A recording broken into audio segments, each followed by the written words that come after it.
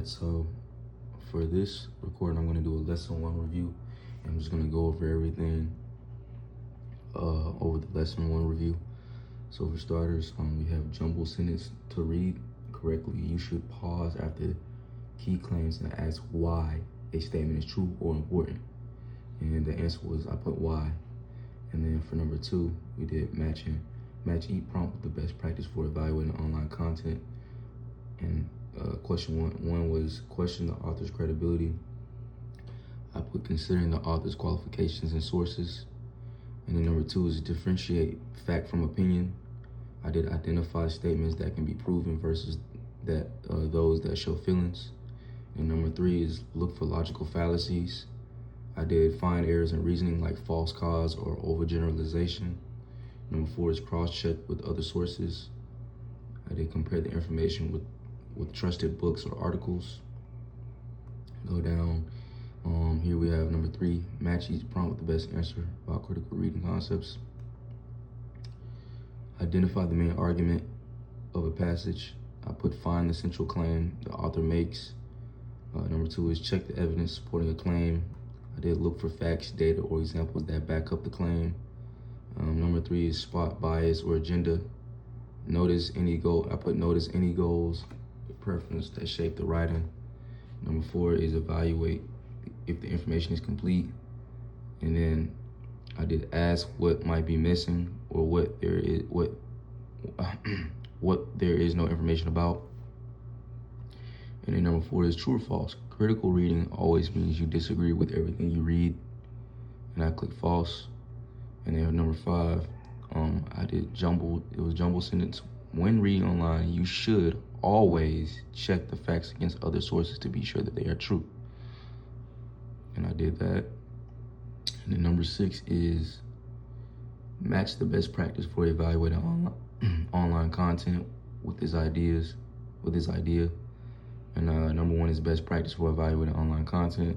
Cross-check with other sources. Number 2 is identify statements that can be proven versus those that show feelings. And then I put differentiate fact from opinion.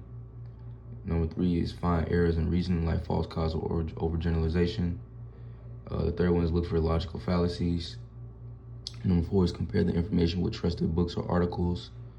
I put questions the authority's credibility.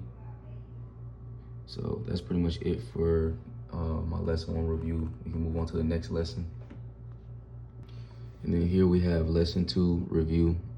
Good arrangement can help you end with a strong, memorable close.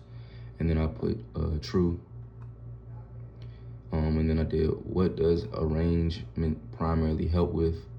And then I put C, organizing ideas in a logical order. And then for number 3, match the term to its description. Number 1 is invention. I put finding strong ideas and evidence, stories, and insights, because invention is somewhat of creativity and ideas is somewhat of creativity. So you put 2 and 2 together. Arrangement, and then I put organizing ideas into a clear logical order. Number 3 is purpose.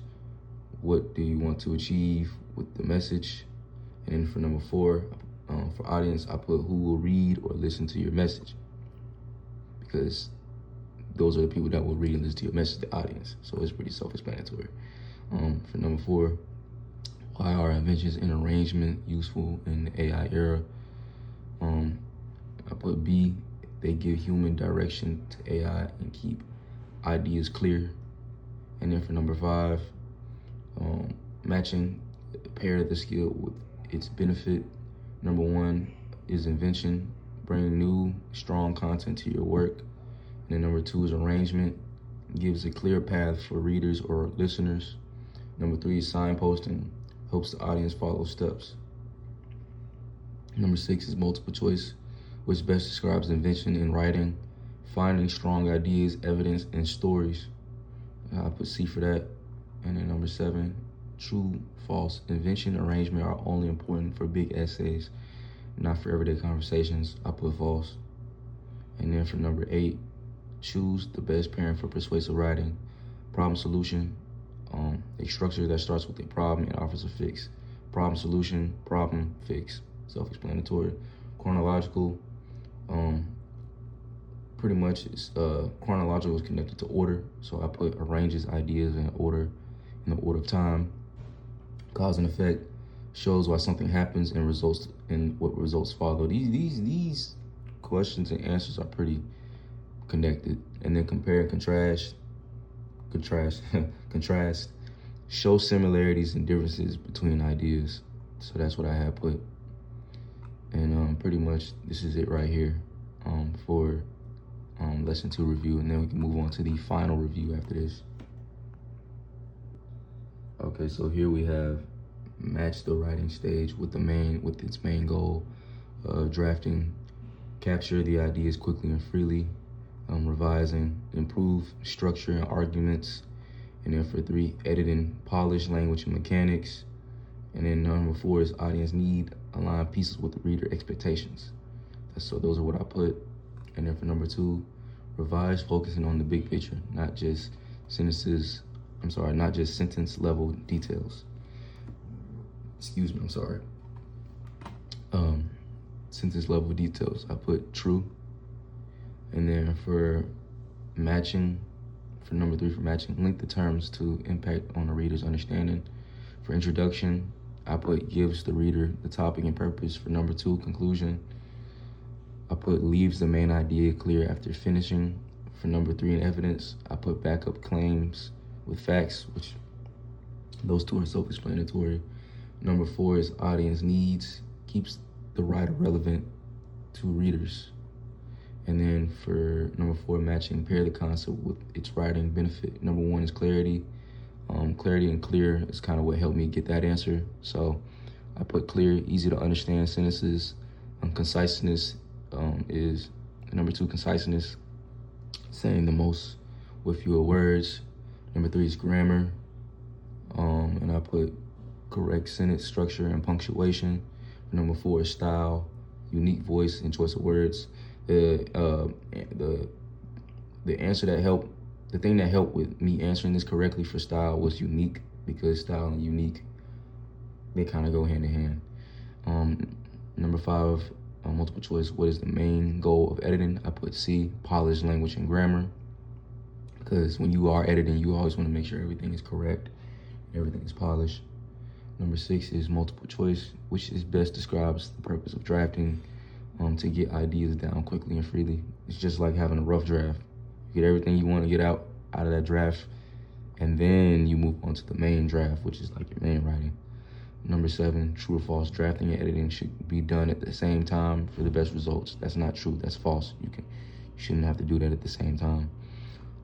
True or false, editing helps improve credibility by fixing errors. That is completely true. You must always make sure to edit whatever essay you have just to double check and see where you're wrong. Number 9, matching. Match the tool or the skill with its use. Number 1 is evidence, supports a claim with facts or examples. Number 2 is transitions. I put connects ideas smoothly between sentences. Number 3 is organization, orders ideas logically. Those 2 go hand in hand, so I already knew that, And then for number 4 is tone, shows the writer's attitude toward the topic. Your attitude is always going to have something to do with your tone. Well, the writer's attitude is going to always have something to do with the tone. So, but yeah, that's pretty much it for the lesson 3 for all the lessons. So that's pretty much just me going over and reviewing all the lessons, all the questions that I answered.